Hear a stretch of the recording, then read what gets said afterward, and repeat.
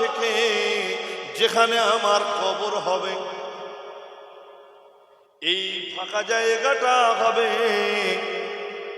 রওজাতুম মিন রিয়াদিল জান্নাহ, আল্লাহর জান্নাতের একটা টুকরা। জোরে বলুন সুবহানাল্লাহ। নবীজির কোন জায়গায় কবর হবে আল্লাহর হাবিব কোনদিন কোন ব্যক্তিকে বলে যাননি যেই জায়গায় আমার কবর দিও, ওই জায়গায় আমার মাটি দিও, ওই জায়গায় আমার রওজা করো। রাসূল কোনদিন কথা বলে যাননি। তবে রাসূলুল্লাহ জানিয়ে গিয়েছেন, মা বাইনা কাবরি ওয়া মিম্বারি, আমার যেখানে কবর হবে আর এই মিম্বার পর্যন্ত গোটা জায়গাটা রওজাতুম মিন রিয়াদিল জান্নাহ। আমার ভাই সকল বন্ধুরা, এখানে অনেকে হাজী সাহেব থাকতে পারেন কিংবা উমরাকারী থাকতে পারেন। আমি তাদের উদ্দেশ্যে বলছি, রাসূলের রওজা শরীফে গিয়ে এখন তো টিকিট নিতে হয় নুস্কো থেকে। যে আপনাদের নিয়ে গিয়েছে সেও বুক করে দেয় যে রিয়াজুল জান্নাতে উমুক দিন উমুক টাইমে নিয়ে যাওয়া হবে, তাই তো নাকি? আপনাকে উমরা হজ করেননি? যদি না করেন তাহলে জানতে পারবেন, কিংবা আগে যারা হজ উমরা করেছেন তারা জানবেন। এখন এই করোনার পর থেকে এটা নতুন নিয়ম হয়েছে। আপনাকে রিয়াজুল জান্নাতে যেতে গেলে, অর্থাৎ রাসূলের রওজা শরীফের পাশে একটু গিয়ে এই রিয়াজুল জান্নাতে গিয়ে একটু নামাজ পড়তে গেলে, একটু ইবাদত করতে গেলে আপনাকে কিন্তু অনুমতি লাগবে। সেই অনুমতি হলো হারামাইনে শরীফাইনের একটা অ্যাপ আছে নুসুক থেকে। আমি এই 15ই রমজান অর্থাৎ 15 তারিখ, ওদের তো 1 তারিখে রোজা হয়েছিল, আমি 15ই রমজান রাত 3:50 ঢুকেছিলাম আর বার হয়েছিলাম একদম 3:50 পরে 4টে সম্ভবত 20-তে, হ্যাঁ 4:20 তাহাজ্জুদের আজান হয়েছে, আবার 5:20 ফজরের আজান হয়েছে, তারপরে ফজরের নামাজ 10-20 মিনিট পরে হয়েছে, তারপরে আবার জানাজা হয়েছে, তারপরে আমরা কিন্তু ওখান থেকে বার হয়েছি। এটা আল্লাহর অশেষ দয়া যে রাসূলের রওজা শরীফের পাশে অনেক সময় থাকার, অনেক দিন পরে চান্স। আমি যেহেতু প্রতি রমজানে যাই, তো গত রমজানে গিয়ে মেরে কেটে ওই 40 মিনিট মতন থাকতে পেরেছিলাম। এই রমজানটা আল্লাহ সুযোগ দিয়েছিলেন, প্রায় 2 ঘন্টার উপরে থাকার সুযোগ হলো। কি আপনাদের বলবো, আসুদা ভরে গিয়েছে, মনটা সম্পূর্ণ ভরে গিয়েছে যে রিয়াজুল জান্নাতে অনেকটা সময় দিতে পেরেছে।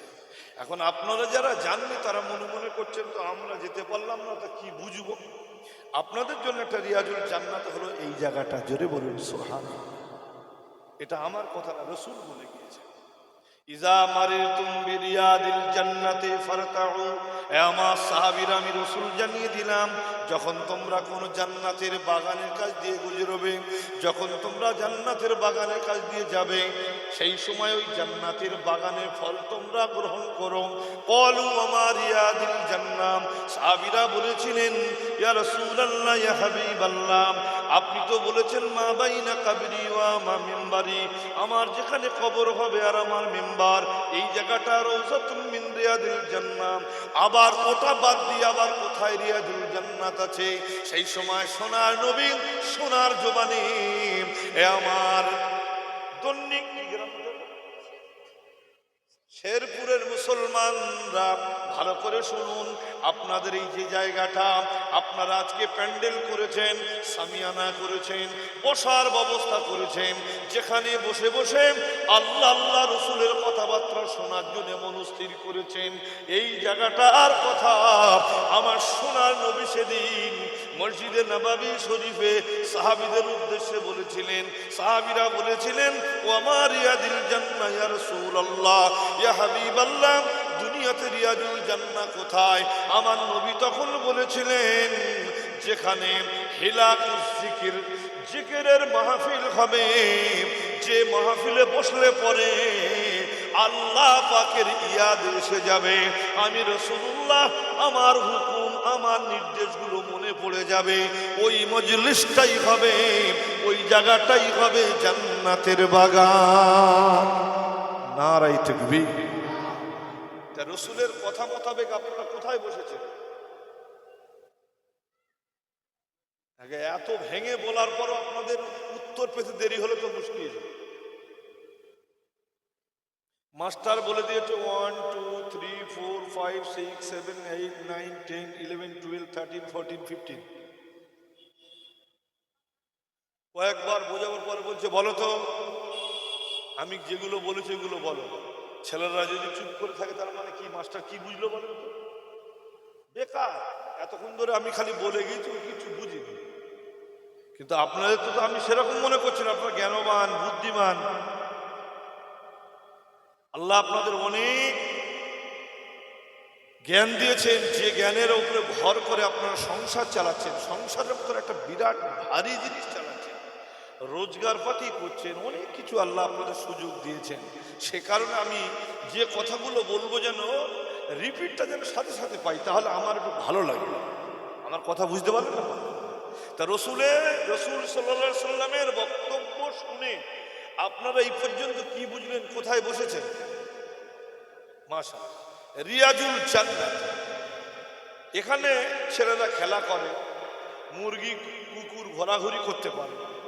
এটা কি জায়গা? মাদ্রাসা নাকি মক্তবের মাঠ? এটা ছেলেপুলে খেলা টেলা করে, এটা আবার রিয়াজুল জান্নাত কেন? আমি মোটামুটি ভেঙে দিই। রসুল বলেছেন যখন যেখানে বসলে আমার আল্লাহর ইয়াদ এসে যাবে, আল্লাহর স্মরণ এসে যাবে, আমি রাসূলুল্লাহ তোমাদের যে নির্দেশগুলো দিয়েছি সেইগুলো মনে এসে যাবে, সেই মজলিসটাই হলো রিয়াজুল জান্নাত। এখন আমার প্রশ্ন হলো, এই রিয়াজুল জান্নাতে বসার সুযোগ কারা পাবে? জান্নাতীরা পাবে না জাহান্নামীরা পাবে? আমার কথা বুঝতে পারবেন? জান্নাতীরা পাবে। এটুকু আশা করুন যে আল্লাহ যখন তুমি আমার রসুলের কথা মোতাবেক রিয়াজুল জান্নাতে বসার সুযোগ করে দিয়েছো, আল্লাহ কিয়ামতের ময়দানে ফয়সালার দিনে আমরা জানি এটুকু ফয়সালা শুনি, দুনিয়াতে যেমন জান্নাতের বাগানে বসেছিলে, আখিরাতেও তোদের ঘোষণা তোরা জান্নাতে যা। একটু জোরে বলুন সুবহানাল্লাহ। এই আশা করা যায় না? যায়। সকলের নসিবে হবে না। এই মজলিস গ্রামে হলে কি হবে? অনেকে বাড়িতে থেকে যাবে, মানে টিভি দেখবে, খেলা দেখবে। এখন তো আবার কি খেলা চলছে? আইপিএল এ খেলা চলছে। আর তো জলসা ক টাকা দাম? আইপিএল এ খেলে একটা ছক্কা মারলেই 10,000 টাকার দাম ওদের মনের মনে। কি আছে এখানে? মজলিস সামাগাই করে বসে বসে এসব শোনা হয়ে গেছে। সকলের নসিবে এই মজলিস জুটবে না। এবার আমি একটা খুব সহজ সরল কথা আপনাদের কাছে জানতে চাচ্ছি। আচ্ছা, একটা ছেলে কেজি 2 এ পড়ে ধরো, তো তাকে এই 4টে আঙুল যদি দেখিয়ে বলা হয় বাবু গুনে বলো তো, কটা গুনবে বলে মনে হচ্ছে আপনাদের? ফটাফট উত্তর দেন। 4টা। কোনো ছেলেটা বলবে নাকি যে এটা 2টো আছে? কারণ কেজি 2 এ উঠেছে, মোটামুটি সংখ্যা গুনতে শিখে গিয়েছে।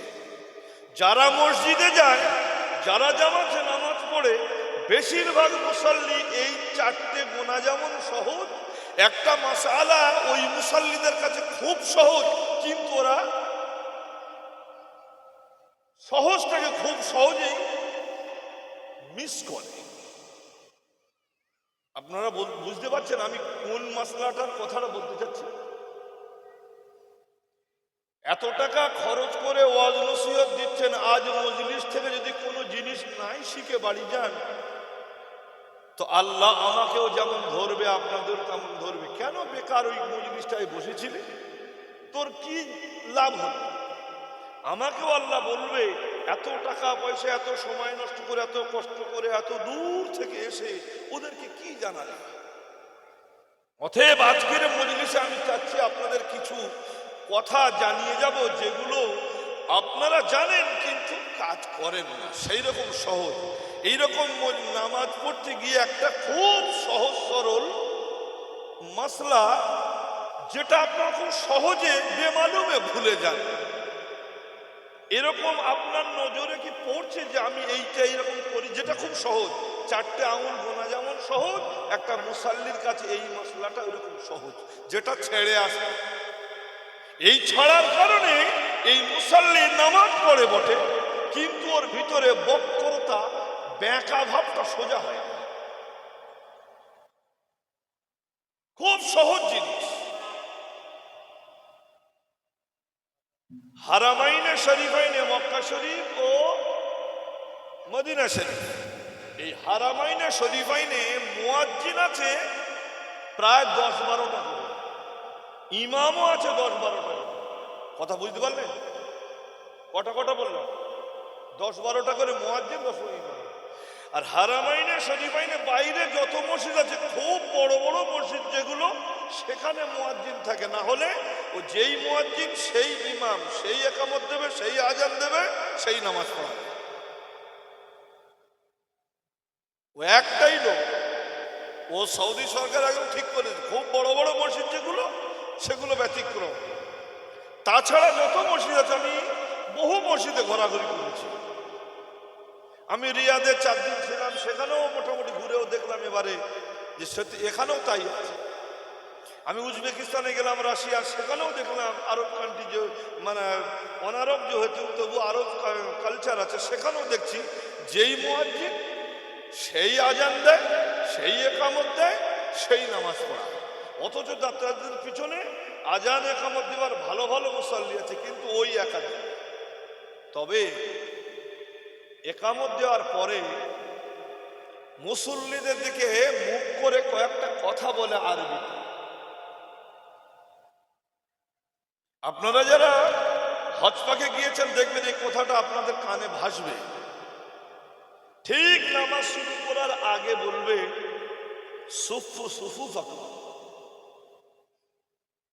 ওয়াতাদিল, বলবে কাতার সোজা করো, বরাবর করো, কেউ আগে কেউ পরে হবে। যেহেতু আরবিতে বলে তো সেটা আমি বাংলায় বলছি। কেউ আগে পরে যাবে না, কাঁধে কাঁধ মিলিয়ে দাঁড়াও, মাঝখানে কেউ ফাঁক রাখবে না। একটা ওয়াক্ত এমন যাবে না যে এই কথাটা না বলে ওরা আল্লাহু আকবার বলে নামাজ শুরু করবে। এমনও কি এশার নামাজ পড়ার সময় বলেছে, তারপরে সুন্নাত হয়েছে, তারপরে নফল হয়েছে, তারপরে একটা জানাজা হয়ে গেছে, আবার ফের তারাবি শুরু করবে। তখন কিন্তু ইমাম যখন দাঁড়িয়ে যাবে ওই কথাটাই বলবে, ইস্তাউ, সকলে বরাবর হও, আগে পরে দাঁড়াও না, কাঁধে কাঁধ মিলে দাঁড়াও। আমাদের মুসাল্লিগুলো কিরকম? এই গরম হচ্ছে, একটু সরে দাঁড়া। মোটামুটি 3 জন মুসাল্লিকে একটু সরানো করে দিলে একটা মুসাল্লি আরামসে ঢুকে যাবে। আপনি জানেন কি ক্ষতি করে ফেলেছেন মসজিদে গিয়ে? যদি আপনার এটুকু জানা থাকে আর আপনি ইচ্ছা করে করেন, আপনার বক্রতা হয়ে গেছে। যে বাঁশ বাঁকিয়ে রাখলে সোজা করতে গেলে যেমন কঠিন হবে, আপনার অন্তরটা বেঁকে গিয়েছে। তাড়াতাড়ি করে পরের ওয়াক্ত থেকে সোজা করতে শুরু করুন। যদি দুটো মুসাল্লির মাঝখানে ফাঁক রাখেন, ওই গ্যাপিংটা কেউ তো থাকবে, কথা বলেন না। ওই গ্যাপিংটা কারোর জন্য তো রাখা আছে। বুঝে থাকলে বলুন তো কার জন্য রাখা আছে? হ্যাঁ, শয়তান। দেখলাম, আমি বললাম না, সবাই জানে কিন্তু পারে না। মুসল্লিরা জানে। ওই মানে কেজি 2 এর ছেলে যেমন 4টে আঙুল বলতে পারে, সব মুসল্লিরা জানে যে দুটো মুসল্লির মাঝখানে যেটুকু ফাঁক রাখা হবে ওইটুকু শয়তানের জন্য বরাদ্দ করা হলো। আপনি নামাজ পড়তে গিয়ে শয়তানকে সুযোগ দিলেন? হ্যাঁ, আপনি যখন নামাজ পড়ছেন, শয়তানকে আপনার ইবাদত করতে দেবে বলে মনে হচ্ছে। শয়তানের কাজ কি? শয়তানি করে। ও আপনার ভিতরেতে আপনার কাজ কারবার যা কিছু আছে, যার সাথে একটু তর্কতর্কি হয়েছে, ওর সাথে আরো কি কায়দা করে বলতে হবে, কি ওকে কাউকে গালি দিতে হলে আরো কত রকম খারাপ ভাষায় গালি দেওয়া যাবে, সেগুলো সবসময় আপনার মনের ভিতর ঢোকাবে। আপনি এখানে দাঁড়িয়ে নামাজ পড়লে কেউ আপনার ভিতরে ওই সমস্ত কালচারগুলো চলে আসবে। আপনি জানেন নামাজ পড়বেন এখানে, কিন্তু আপনার ব্রেন কাজ করবে, জানেন হবে। এই জন্য আপনার কাজ হবে, প্রথম কাজ হবে মসজিদে গিয়ে যখন আপনি কাতারে দাঁড়াবেন, আপনার ডান দিকে যে আছে টেনে নেওয়া, বাম দিকে যে আছে আপনার কাছে টেনে নেয়। ভাই কাছাকাছি, খুব গরমের ভয় হচ্ছে, ইমাম সাহেবকে বলুন ফ্যানগুলো বন্ধ করে দিতে। ফ্যান চলছে তাও গরম হবে, ভয় লাগছে আপনার।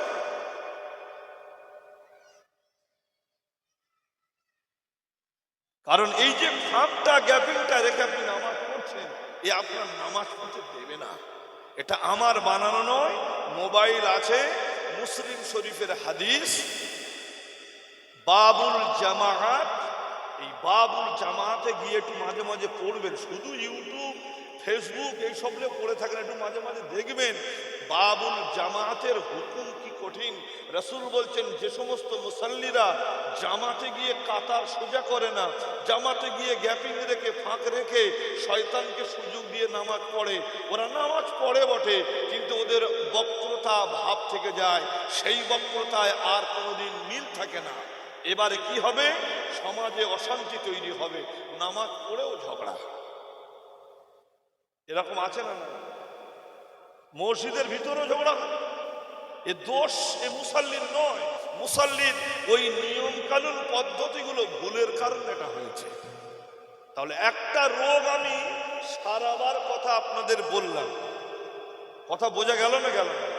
সেটা কি বলেন তো নাকি? কাতারে গিয়ে একদম কেউ যদি আপনার থেকে সরে যেতে চায় তাকে টেনে নেবেন। দেখবেন আহলে হাদিসের ভাইরা পা দিয়ে টেনে না, ওরা পা দেয়, আপনি পা টেনে নিলে আরো ঠেলবে। ইমাম আবু হানিফা রাহমাতুল্লাহ আলাইহির মাসলাকের লোকেরা এরা কাঁধে কাঁধ মিলিয়ে, কাঁধ মিলে গেলে আপনার দরকার নেই, আর আপনার অসুবিধা নাই। এক নাম্বার, কোন ইবাদতের কাজে গিয়ে সেখানেও যদি গ্যাপিং রেখে রেখে আপনারা যদি বসেন, তো ওই ফাঁক জায়গাটায় বসবে কে? শয়তান।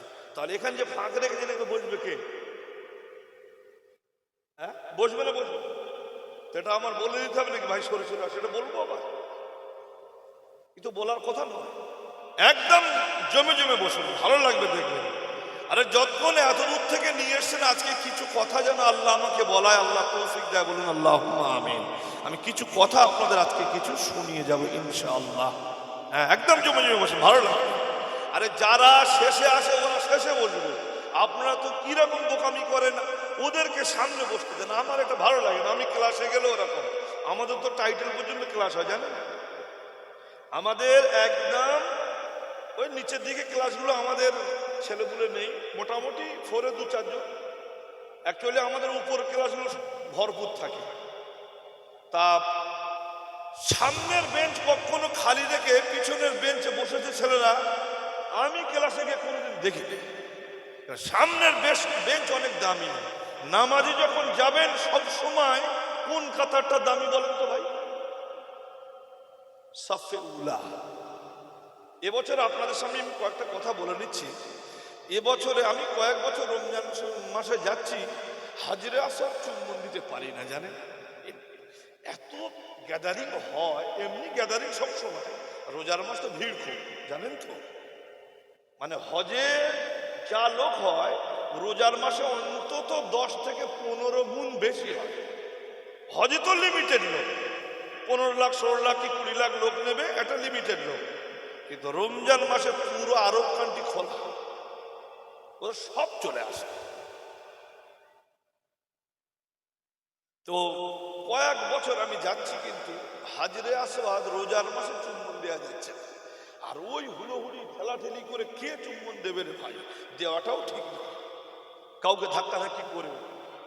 তা চলে আসবো 29 তারিখে, লাস্ট রমজান হতে পারে। তা আমি বললাম যে সাফে উলাতে একটু দাঁড়াবো আজকে। সাফে উলা মানে প্রথম কাতারে, একদম কাবার সামনে। সাফে উলাতে দাঁড়াতে গেলে 1 ঘন্টা আগে থেকে আপনাকে মানে শরীরের তাকত নিয়ে দাঁড়াতে হয়। জোহরের নামাজে দাঁড়ালাম, 11:30 থেকে কাতার দিচ্ছি আর কি, ওই একদল এসে ট্রেনে চলে যায়, ফের আবার দাঁড়াতে হয়। এরকম ঠেলাঠেলি করে করে করে সাফে উলাতে আমি দাঁড়িয়ে দিচ্ছি। আল্লাহ শুকরিয়া, আমি যেখানে আছি ওইখান থেকে হাজরে আসওয়াদ এই মোবাইলটার চেয়ে আরো কাছাকাছি, মানে 1-1.5 হাত দূরেতে হাজরে আসওয়াদ। মনে মনে করছি এর আগে অনেকবার দাঁড়িয়েছি, হজ পাকে গিয়েও দাঁড়িয়েছি, চুম্বন দিতে পারেনি। কারণ ইমাম সাহেব ডান দিকে আসসালামু আলাইকুম যেই বলে, বিভিন্ন দেশের লোকেরা ও দ্বিতীয় সালাম ইমাম সাহেব বলতে পারে, ও ওখান থেকে হাজির হয়ে যায়। ও নামাজ যাই যাক, ওকে হাজির আসার চুম্বন দিতে। আপনি ইউটিউবে গিয়ে দেখবেন কীর্তি ঘটে। তা আমি হজে গিয়েও চান্স পাইনি এত কাছে থেকে। আমার বড় ছেলেটা আমার সাথে ছিল, খুব আফসোস, কেঁদে ফেলেছিল যে এত কাছে থেকে দিতে পারলাম না চুম্বনটা। আমি বলছি, বাবা ও আল্লাহর যতক্ষণ না ইশারা হবে ততক্ষণ না কোনো চান্স হবে না। তো যাই হোক, এবছরে মনে মনে করছে আল্লাহ কালকে তো চলে যাব ঈদের নামাজ পড়ে, যদি আজকে হাজরে আসরটা চুম্বন দিতে পারতাম, মনে মনে করছে আর কি। তারপরে সুন্নত পড়া হলো, ইমাম সাহেব জোহরের নামাজ চালু করলো, আর হাজরে আসরটা তখন একদম পুলিশগুলো সরে গেল, যেন মনে হচ্ছে যে যদি একবার হাতটা দিতে হাত লেগে যাবে, 1-1.5 হাত দিলে তো মাত্র। তো যাই হোক, ইমাম, হ্যাঁ, পুলিশগুলো বলছে বাদা সালামুল ইমাম হাজি, বাদা সালামুল ইমাম, অর্থাৎ বলছে ইমাম সালাম দেওয়ার পরে আসবি, তার আগে যেন আসবি না, ওইটা বলছে আর কি। তো এরকম তো বহুবার বলে, শোনে না। আল্লাহর কি শান দেখি, সালাম ইমাম দুদিকে ফিরিয়ে দিয়েছে, কেউ উঠেনি, আমিও তখন উঠে রেখে মনটা ফসফস করছে। এবার দেখি পুলিশগুলো বলছে বাদা সালামু সালাতুল জানাজা, যে সালাতুল জানাজার সালাম হওয়ার পরে আসবি, তার আগে আসবেন। যেই বলেছে আমি তখন চিন্তা করলাম এই সুযোগ আর ছেড়ে লাভ নেই। আমি ছুটে গিয়ে হাতটা খেলে আমি চলে গেছে, অন্য একটা লোক মাথা গলিয়ে দিয়েছে, তার মাথাটা বার করার পরে আমি চুম্বন দিলাম জান ভরে। তা আমি তখন মনে মনে বললাম সফে উলার তো দাম আলাদা, আল্লাহ আজকে সুযোগ করে দিয়েছে। আপনারা যখন মসজিদে যাবেন সব সময় চেষ্টা করবেন প্রথম কাতারটা ধরা। রাজি আছেন সকলে? কোন কাতারটা? প্রথম কাতারে অনেক দাম ভাই। ইমাম সাহেব আল্লাহু আকবার বলে তাকবীরে তাহরিমা করবে, সাথে সাথে আপনি আল্লাহু আকবার বলে নেবেন। অনেক মুসাল্লি জানে না, সেই সময় নিয়ত হাতড়ায়, কারণ অনেক মুসাল্লি নামাজ পড়তে গিয়ে, জোহরের নামাজ পড়তে গিয়ে তারা জোহর মনে নাই, আসর মাগরিব এইসব মনে আসে, তো ও তখন কি করবে, ও আল্লাহু বলা বাদ দিয়ে ওই আসর মাগরিব না জোহর এটা খুঁজতে থাকে। ভালো করে আমি আপনাদের শুনিয়ে যাচ্ছি, ইমাম যখন আল্লাহু আকবার বলবে আপনিও সাথে সাথে আল্লাহু আকবার বলবেন। এইকে বলা হয় তাকবীরে উলা। একদম প্রথম তাকবীর ইমাম কেরাত পড়েনি এখনো, আপনি আল্লাহু আকবার বলবেন, আপনার মর্যাদা আল্লাহর কাছে অনেক গুণে বেশি হয়ে যাবে। জোরে বলুন সুবহানাল্লাহ। সাহাবায়ে কেরামদের তাকবীরে উলা ছুটে গেলে মনে হতো তাদের টাকা পয়সার ঝোলাটা বাজারে ফেলে চলে এসছে, এরকম আফসোস করতো যে আজকে নামাজ পড়েছি বটে তাকবীরে উলা পাই না। এই জন্যে তাকবীরে উলাটা কখনো ছাড়ার চেষ্টা করবেন না। নামাজেতে গিয়ে, রুকুতে গিয়ে যত বেশি বেশি পারবেন তাসবিহগুলো সুন্দর করে বলার চেষ্টা করবেন। আল্লাহর যখন কোনো বান্দা আল্লাহু আকবার বলে রুকুতে চলে যায়, ফালাম্মার কা, যখন রুকু করে, সেই সময়ে বাইনা আল্লাহি ওয়া বাইনাল আবদ, আল্লাহ এবং বান্দার কাছে খুব কাছাকাছি দূরত্ব থাকে। আমি যেমন আপনাদের বলছিলাম হাজরে আসওয়াদ 1.5 হাত দূরে। ও ভাইরা, বাবাজিরা, বন্ধুরা, আল্লাহর যখন কোনো বান্দা পুরুষ হোক আর নারী হোক যখন রুকুতে চলে যায়, ওই বান্দার সাথে আল্লাহর দূরত্বটা খুব নিকটে থাকে। ওই সময় রুকুর তাসবিহগুলো সুন্দর করে তেলাওয়াত করবেন। সুবহানা রাব্বিয়াল আযীম বলুন, বলুন একবার দেখি। সুবহানাল্লাহ, সুবহান রাব্বিয়াল আযীম নয়, বলুন সুবহানা রাব্বিয়াল আযীম। আপনার কে শিখিয়ে দিল 3 বার করে পড়তে হয়? আরে আপনি ওটা 5 বার পড়তে পারেন, 7 বার পড়তে পারেন, 9 বার পড়তে পারেন, 10 বার পড়তে পারেন, আপনার মন যতবার চাইবে আপনি পড়বেন। শুধু ইমাম সাহেবের পিছনে যখন পড়বেন ওর সাথে আপনাকে যা যতবার হয় হবে, কিন্তু আপনি একা যখন পড়বেন তখন আপনার প্রাণ খুলে তাসবিহগুলো আদায় করবেন, কারণ আপনি মাথাটা হাঁট করেছেন, নিচু করেছেন কার কাছে? জোরে বলুন, কার কাছে? আল্লাহর কাছে যখন মাথাটা নিচু করেছেন, আল্লাহর বান্দার যখন কারীব হয়ে গিয়েছেন, নিকট হয়ে গিয়েছে, তখন সুযোগ ছাড়বেন কেন? একটু বেশি বেশি করে পড়বেন। সুবহানা রাব্বিয়াল আযীম, সুবহানা রাব্বিয়াল আযীম।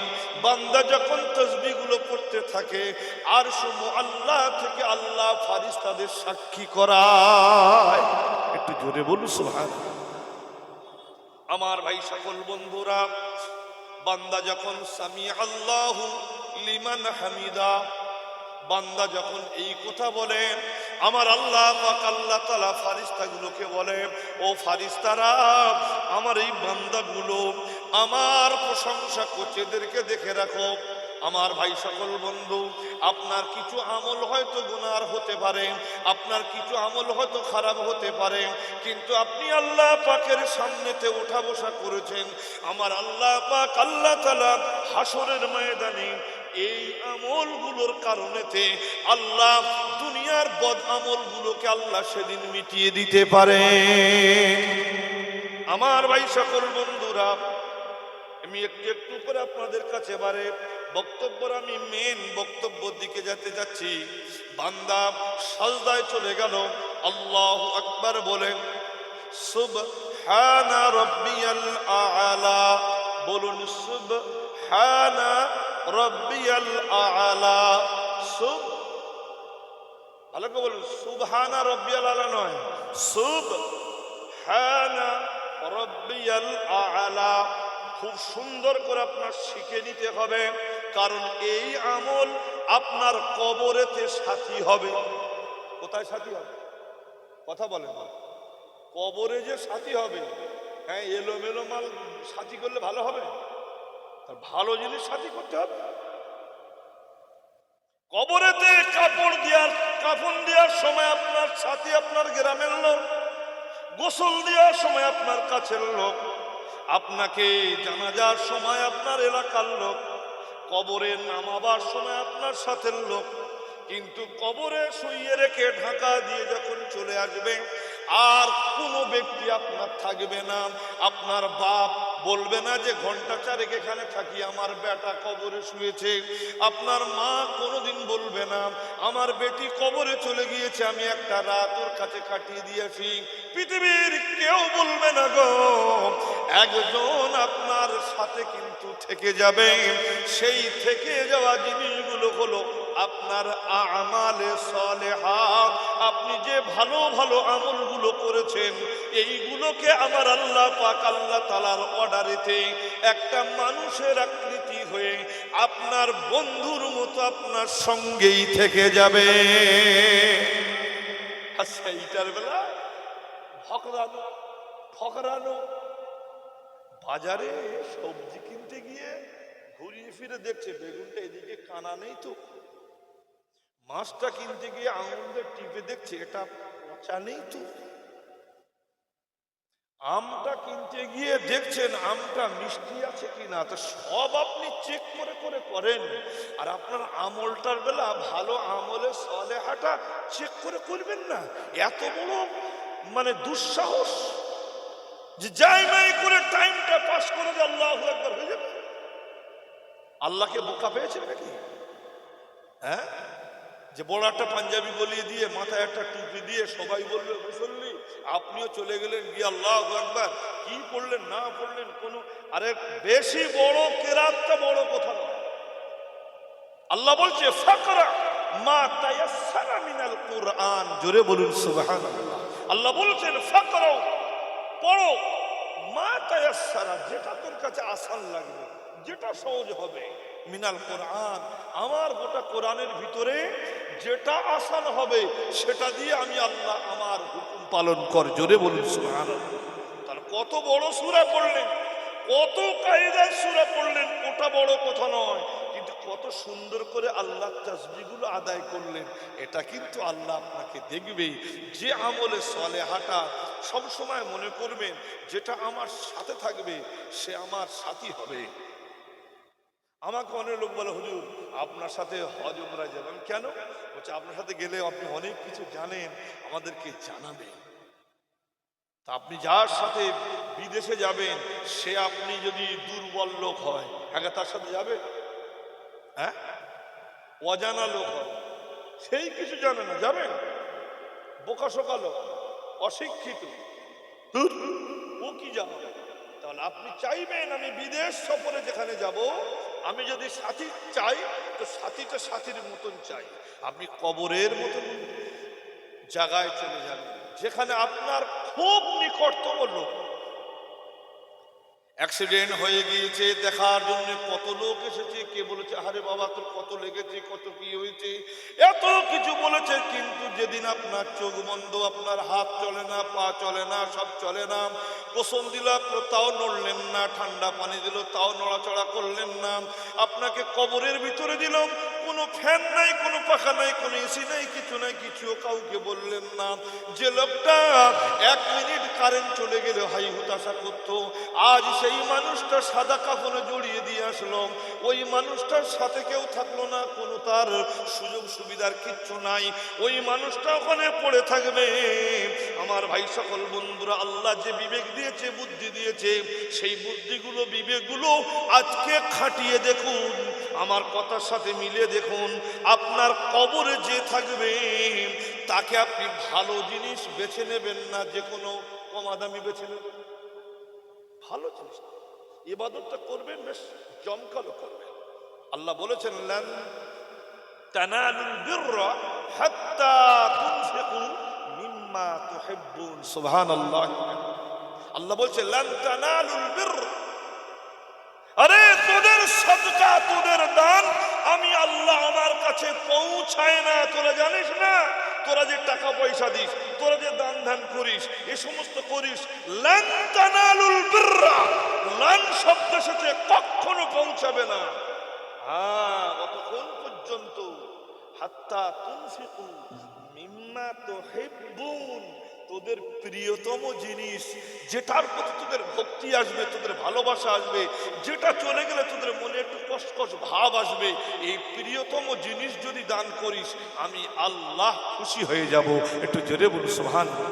ওটাই আমার কাছে পৌঁছায়। আমার ভাই সকল বন্ধুরা, চলে আসি এবারে আমি আমার মূল বক্তব্যের দিকে। আল্লাহ পাক আমাদের জ্ঞান দিয়েছেন, বিবেক দিয়েছেন, বুদ্ধি দিয়েছেন, সেই জ্ঞান বিবেক বুদ্ধিগুলো আমাদের জীবনে কাজে লাগাতে হবে। আমি আপনাদের কোরআনুল কারীম থেকে একটা আয়াতে কারীমা তেলাওয়াত করেছিলাম। আমার আল্লাহ পাক, আল্লাহ তাআলা কি সুন্দর করে জানিয়েছেন কোরআনুল কারীমের ভিতরেতে। আল্লাহ পাক বলছেন মান আমিলা সলিহান ফালিনাফসিহি। আমার যখন কোনো বান্দা বান্দি, সে ছেলে হতে পারে, মেয়ে হতে পারে, নেক আমল যখন করবে ফালিনাফসিহি, তার বদলা সেই পাবে। ভালো আমল করলে সেই বদলাটা সে পেয়ে যাবে। ওমান আসা ফালাইহা, আর যদি কেউ খারাপ কাজ করে, পাপের কাজ করে, এই পাপের জন্য ভাগিদার সে কাউকে পাবে না, পাপের কাজের ভোগটা তাকেই গ্রহণ করতে হবে। ওমা রাব্বুকা বিযাল্লামিল লিল আবিদ। আমি আল্লাহ পাক, আল্লাহ তাআলা আমার কোন বান্দার প্রতি আমি জুলুম করি না, আমি বোঝা চাপিয়ে দিই না। আমার বান্দা যেমন কাজ করবে তেমন পাবে। বান্দা ভালো করলে ভালো কাজ পাবে, না করলে না পাবে। ও ভাই সকল বন্ধুরা, এই ওয়াজটা করছিলেন আমার আপনার নবী, দোজাহানের বাদশাহ। কোথায় জানেন? আল্লাহর খানায় কাবার সামনে একটা পাহাড় আছে, নাম সাফা পাহাড়, জাবালুস সাফা। এই সাফা পাহাড় থেকে আবু কুবাইস পাহাড়ে যেতে একটা মাঝখানে গ্যাপিং জায়গা ছিল, ওই জায়গাটাতে একজন সাহাবীর বাড়ি ছিল, নাম তার আমার রাসূলুল্লাহর ওই প্রিয়তম সাহাবী, তার নাম হলো আরকাম রাদিয়াল্লাহু তাআলা আনহু। ইসলামের প্রথম মারকাজ ছিল ওইটা। আমার নবী ইসলামের দাওয়াত যখন দিয়েছিলেন, চুপি চুপি চুপি চুপি ওই জায়গাতে রাসূলুল্লাহ ইসলাম প্রচার করতেন, কেউ জানতো না। নবী করিম সাল্লাল্লাহু আলাইহি সাল্লাম হযরত আরকাম রাদিয়াল্লাহু তাআলা আনহু ওই জায়গাতে তিনি ইসলাম প্রচার করতেন। আমার ভাই সকল বন্ধুরা, প্রথম 3টে বছর রাসূল কাউকে জানাননি, একদম নিঃশব্দে চলেছে। কেউ কেউ আবু জাহেলদেরকে শুনিয়েছে মুহাম্মদ একটা নতুন ধর্মের কথা আপনারা যেমন এসে বাড়ি থেকে এসে বসে গিয়েছেন, গিয়ে হাদিস ও কোরআনের কথা শোনার জন্যে চাতক পাখির মতন আপনারা বসে আছেন। আমার নবীর সাহাবীরা যারা রসুলের বক্তব্য এরকম করে শুনতেন, বাবা সেই খবরটা আবু জেহেলদের কানেতে দিয়ে বলতো, মুহাম্মদ একটা নতুন ধর্মের কথা বলে। আবু জেহেলরা বলল, কি আর ধর্মের কথা বলবে, যা বলে বলুক। কিন্তু পরে পরে পরে পরে পরে পরে যখন জানতে পারলো আল্লাহ নবী দো জাহানের বাদশাহ, মানুষকে বললেন, মান আমিলা সালিহান ফালে নাফসিহি, ভালো কাজ করলে তার ফল ভালো পাবে, ওমান আসা ফালাইহা, আর যদি কালো কাজ করো তাহলে ফল কালো হবে। এই কথাটা শুনতে আপনাদের খুব সহজে লেগেছে, আবু জেহেলরা কিন্তু বুঝতে পেরেছে, কারণ ওরা মানুষের হক মেরে চলত। আমার ভাই সকল বন্ধুরা, মানুষের হক কত কঠিন জিনিস আমরা নিজেরা জানি না। ছোট ভাই যদি বড় ভাইয়ের হক মারে, ও ভাইয়েরা শুনে রেখে দিন, ছোট ভাই যদি পাওয়ার খাটিয়ে বড় ভাইয়ের হক মারে, হাসরের ময়দানে ওই হক আদায় করতে গিয়ে ছোট ভাইটা জাহান্নামেও চলে যেতে পারে, নিজের চোখের সামনে ডুবে যাবে ভাই, বড় ভাই কিছু করতে পারবে না। মানুষের হক কোনোভাবে,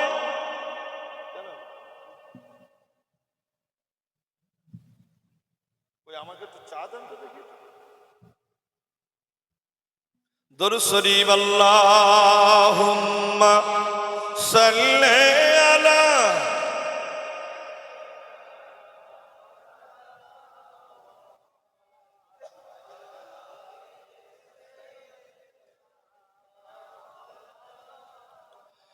पास लोगों को तकल्लुफ है हमसे अगर, हम भी बेबस नहीं बेसहारा नहीं, हम मदीने में तन्हा निकल जाएंगे, सुभान अल्लाह सुभान अल्लाह, हम मदीने में तन्हा निकल जाएंगे और वहाँ जाके वापस नहीं आएंगे। अल्लाह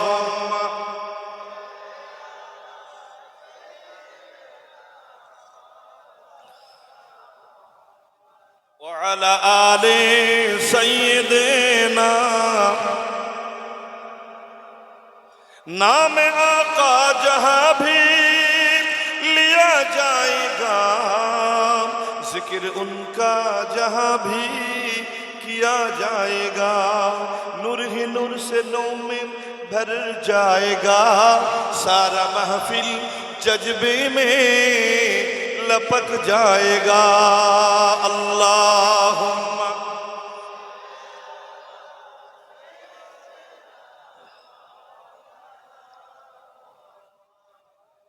व अला आले सय्यिदना।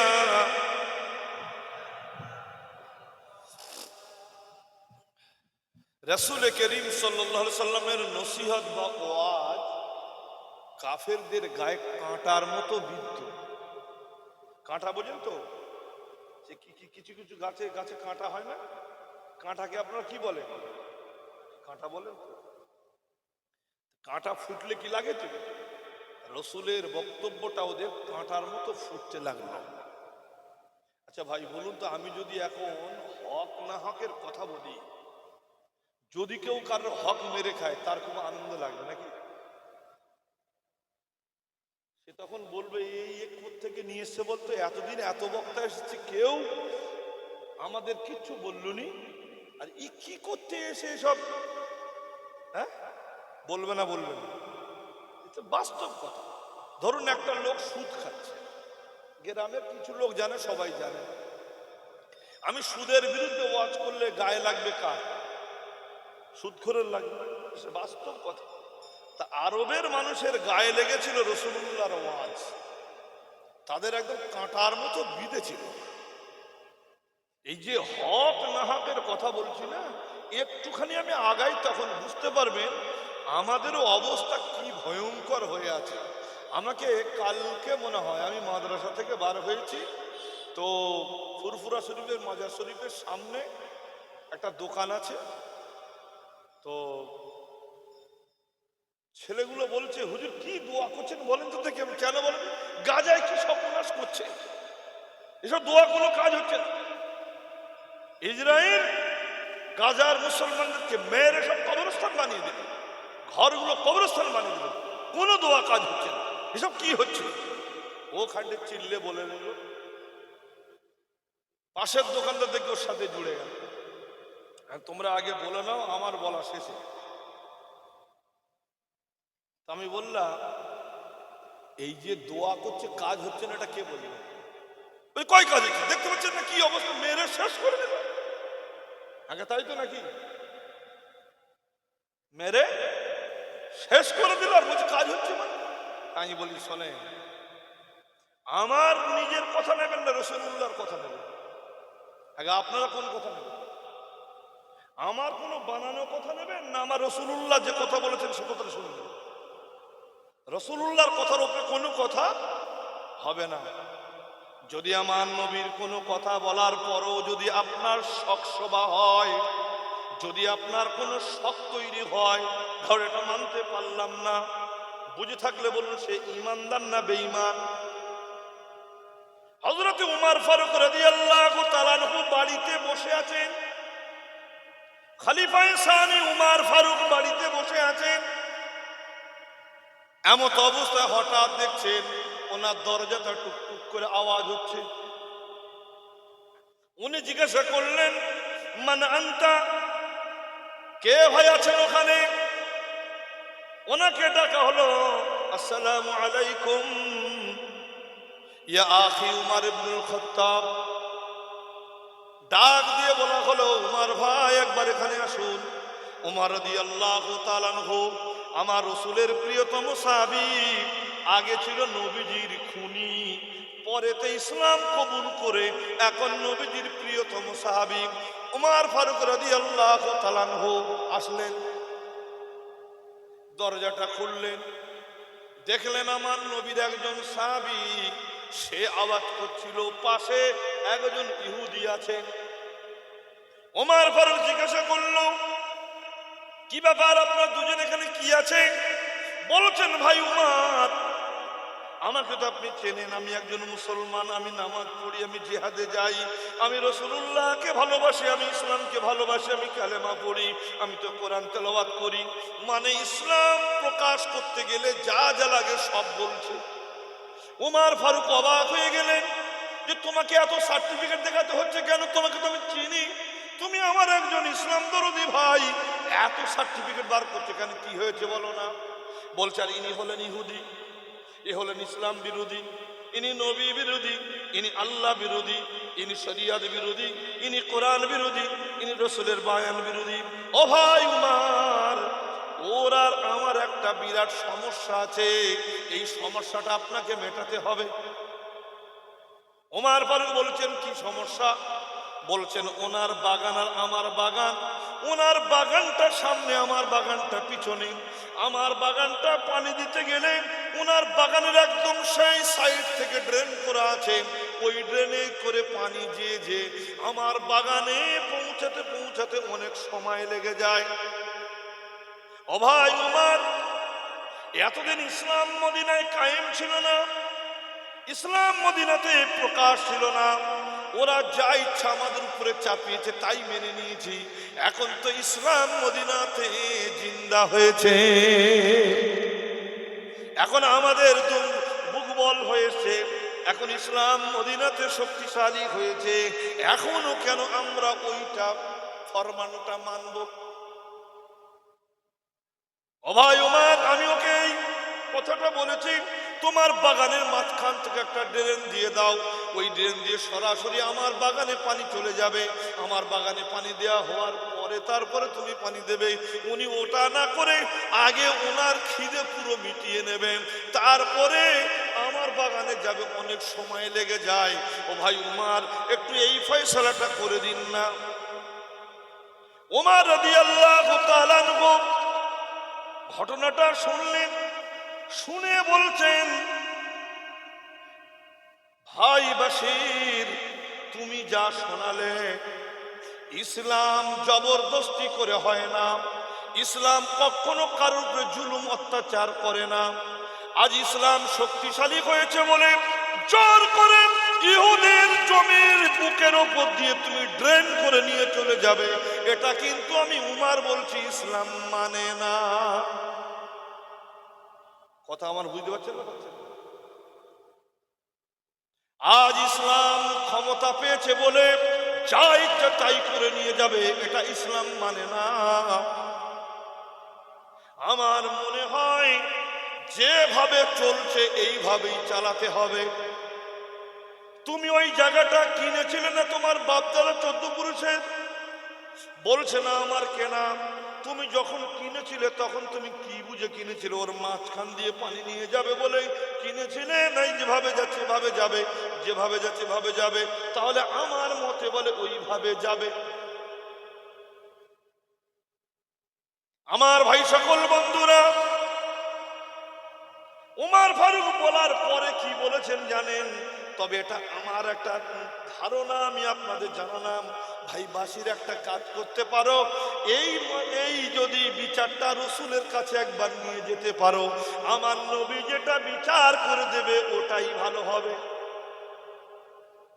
এই কথা যখন বলেছেন তখন ইহুদি বলছো, ভাই উমর শোনো, আপনার কাছে আসার আগে এই বিচারটা তোমাদের নবীর কাছে ও নিয়ে গিয়েছিল। প্রথমে রাজি হয়নি রাসূলুল্লাহর কাছে যেতে, ও প্রথমে বলেছিল আমাদের ইহুদি নেতা কাব বিন আশরাফের কাছে যেতে। আমি বললাম না, বিচার আমাদের নেতার কাছে নয়, তোমাদের নেতা জনাবে মুহাম্মদুর রাসূলুল্লাহ, সকলে মিলে বলি সাল্লাল্লাহু আলাইহি ওয়াসাল্লাম। ইহুদি বলছে, আমি মদিনাতে, আমরা ছোটবেলা থেকে আমি ইহুদিদের বিচার দেখেছি, আর এই কয়েক বছর আমি মুহাম্মদুর রাসূলুল্লাহকে নবী নাও মানতে পারি, কিন্তু ওনার বিচার, ওনার বক্তব্য, ওনার মজলিসে আমি দেখে বসেছি, ওনার মতন এত সৎ বিচারক পৃথিবীতে দ্বিতীয় মনে হয় না। চলো তোমাদের নবীর কাছে। তো ভাই উমর ও কিন্তু প্রথমে যেতে চাই। এ ভাই কার কথা বলবো? আমার কথা বুঝতে পারছেন? ওই যে মুসলিম দাবি করছিল একটু আগে, যে মুসলিম দাবি করছিল প্রথমে যেতে চাইনি। ওরে ভাই উমর, অবশেষে ওকে আমি যখন বলেছি আমাদের ইহুদিকে তোমরা কি ধর্ম মানো? বলছে না, মানি না। তাহলে কেন তুমি আমাদের কথা বলবে? আমি বললে তো আলাদা কথা। তবে আমি তোমাদের ধর্মকে মানি না, তবে ঘৃণা করি না। জোরে বলুন সুবহানাল্লাহ। আমি ধর্ম মানি না, তবে ঘৃণা করি না, চলো না তোমাদের নবীর কাছে। হযরত উমর তখন অবাক হয়ে কথাগুলো শুনছে না, বলছেন তারপরে কি হলো? বলছে তোমাদের নবীর কাছে বাধ্য হয়ে ও বিচারটা দিয়েছিল। ভাই উমর, তুমি যা বিচার করেছো তোমাদের নবী এই বিচার করে দিয়েছে। নারায়ে তাকবীর, জোরে বলুন নারায়ে তাকবীর। বলছে তাই? তো বলছে হ্যাঁ। বাশির, রাসূলের কাছে গিয়েছিলে? বলছে হ্যাঁ। কি বলেছে রাসূল? তুমিও যা বললে রাসূলও তাই বলল, কিন্তু আমি একজন মুসলমান, আমার দিকে কেউ তাকাল। ভালো করে শুনবেন, আপনি মনে মনে বলবেন যে রাসূলুল্লাহর এইটা আমার ঠিক মনোভূত হলো না। এ বেঈমান, হরিপদ আর তুই কোনো পার্থক্য নয়। রাসূল করিম সাল্লাল্লাহু আলাইহি সাল্লাম যা নির্দেশ দিয়েছেন, একটা মুসলমানের আমান্না ওয়া সাল্লামনা, মেনে নিলাম, মাথা নত করে মেনে নিলাম। জোরে বলুন সুবহানাল্লাহ। কোনো কথা বলা যাবে না। রাসূল সাল্লাল্লাহু আলাইহি সাল্লাম যেটা বলেছেন আপনি একটা চুনচেরা করতে পারবেন না, মেনে আপনাকে নিতেই হবে। কারণ রাসূল সাল্লাল্লাহু আলাইহি সাল্লাম যেটা বলেন সে ফয়সালা কোথায়? আমার আল্লাহর কাছে। আল্লাহ বলে দিয়েছেন وما ينطق عن الهوى إن هو إلا وحي يوحى علمه شديد القوى ذو مرة فاستوى আল্লাহ বলছো মা ইয়ানতিকু আনিল হাওয়া তোমরা যেমন নিজের খেয়াল খুশি মতন অনেক কথা বলে বেড়াও, অনেক গালগপ্প করে বেড়াও, অনেক বানানো সাজানো কথা বলো, আর আমি আল্লাহ জানিয়ে দিলাম আমার পয়গম্বর, আমার হাবিব, আমার রাসূলুল্লাহ আমার কথাগুলো তোমাদের কাছে শুনিয়ে যায়। রাসূল যেটা বলেন সে ফয়সালা কোথায়? আল্লাহর আরশ মুআল্লায়। জোরে বলুন সুবহানাল্লাহ। ও বলছে ভাই আমি যে একজন মুসলমান, তো আমার দিকে তাকানো হলো না। খুব ঠান্ডা মাথায় কথাগুলো শুনবেন। বললাম না হকের কথা বললে কলজিয়া দিয়ে কানা হয়ে যাবে। এই হক কতভাবে নষ্ট হচ্ছে। আমি আমার বক্তব্য আপনাদের বিরক্ত লাগছে না তো? আগে বাড়ি চলে যেতে মন যাচ্ছে না তো? দেখবেন বাড়ি চলে এলে আগে থেকে বলবেন। হ্যাঁ, তো আমি কিছু কথা আজকে আপনাদের বলবো। কারোর গাড়িতে, কারোর বাড়িতে, কারোর নাড়িতে, কারোর ঘড়িতে লাগতে পারে। যাই হোক, অন্তত কষ্ট করে সহ্য করে নেবেন, আল্লাহ চাইলে কাজ হবে। হযরত উমর রাদিয়াল্লাহু তাআলা আনহু ঘামতে শুরু করেছে। মুসলমান বলছি আর বলছে রসুল ফয়সালা করেছে ওর পক্ষে যাই। হযরত উমর বলছে আচ্ছা তুমি কি এখনো মুসলমান দাবি করতে পারছো? কেন? এই তো জোহরের নামাজ পড়ল। কিরে ভাই, আমাদের বললে কি বলবো? ধর দুবাটি গোস্ত খেয়ে এসছি, এখনো মুসলমান নয়। আমি তো জোহরের নামাজ রসুলের পিছন বলছি, মুসলমান নয়। উমর ফতন চরম রেগে যাচ্ছে। উমর যদি একবার রেগে যায়, পৃথিবীর হাল হকিকত একদিকে থাকবে, উমরের হুকুম আর একদিকে থাকে। জোরে বলুন সুবহানাল্লাহ। উমর ফারুককে যে দেখেছে সে জমের মতন দেখেছে। উনি তখন বলছে এখনো বলছো মুসলমান দাবি করছো, যদি মুসলমান না দাবি করো বেঁচে যাবে। ওই মুসলমানটাকে বলছে যে তুমি মুসলমান এখন দাবি না করো বেঁচে যাবে, আর মুসলমান দাবি করলে উমরের হাত থেকে আজকে তোমার বাঁচাবার পৃথিবীর কেউ নাই। বুঝছে না? না আনা মুসলিম, আরে আমি তো মুসলমান। আনা মুসলিম, আমি তো মুসলমান। আনা মুসলিম। উমর বলছে তুমি মুসলিম, তাহলে তুমি ফয়সালাটা রসুলের মানতে পারলে না? বলছে মানতে পারলাম না, তোমার কাছে এসে ফয়সালা করে দাও। বলে ঠিক আছে দাঁড়াও। ফাদাখালা উমর ফি বাইতি, উমর তার বাড়িতে ঢুকলো, ঘরের ভিতর ঢুকলো। ঘরের ভিতরে ঢুকে ফাআখাযা সাইফাহু, রিওয়ায়াতে এসেছে তরবারিটা হাতে করে নিল। তরবারিটা হাতে করে নিয়ে তরবারির একটা খাপ থাকে, খাপটাকে রগে টেনে খুলে ফেলল। ফেলে হযরত উমর রাদিয়াল্লাহু তাআলা আনহু বাশিরকে বলছে শোন বাশির, যে নিজেকে মুসলমান দাবি করবে, রসুলের আদেশ রসুলের নির্দেশকে অমান্য করবে, এ ভাইরা এটা ঘটনা শুনবেন না, আপনি আপনার জীবনের ইতিহাসে মেলান। ও মা বোনেরা, আপনারা আপনাদের ইতিহাসে মেলান। সবাই সবার ইতিহাসে মেলাই। আমি নিজেকে মুসলমান দাবি করব, অথচ রাসূলুল্লাহর নির্দেশ মানব না। রাসূলুল্লাহ যা বলেছেন সেদিকে মানার চিন্তাই করলেন না। বিয়ে হবে, বাবা বোম ফাটাতে লেগেছে, এরকম বিয়ে মজলিস আছে না নাই? আপনাদের মালদায় হয় না? হয়তো হয়, হয় না? না যাক, তো ভালো কথা। আমাদের ওখানে বিয়েতে বাপরে মনে হচ্ছে কালী পুজো হচ্ছে। বোম ফোটাবে। যে বিয়েতে 10টা গাড়ি হলে হয়ে যেত 30খানা গাড়ি পর পর লাইন দিয়ে সাজানো হবে। মেয়েগুলোকে এমন ভাবে সেজে যাবে যেন দুর্গা ঠাকুর বেরিয়েছে। আপনাদের মালদার কথা বলছি না, ভালো মানুষ। আমাদের কলকাতার কথা বলছি। ঠোঁটেতে লিপস্টিক মাখবে,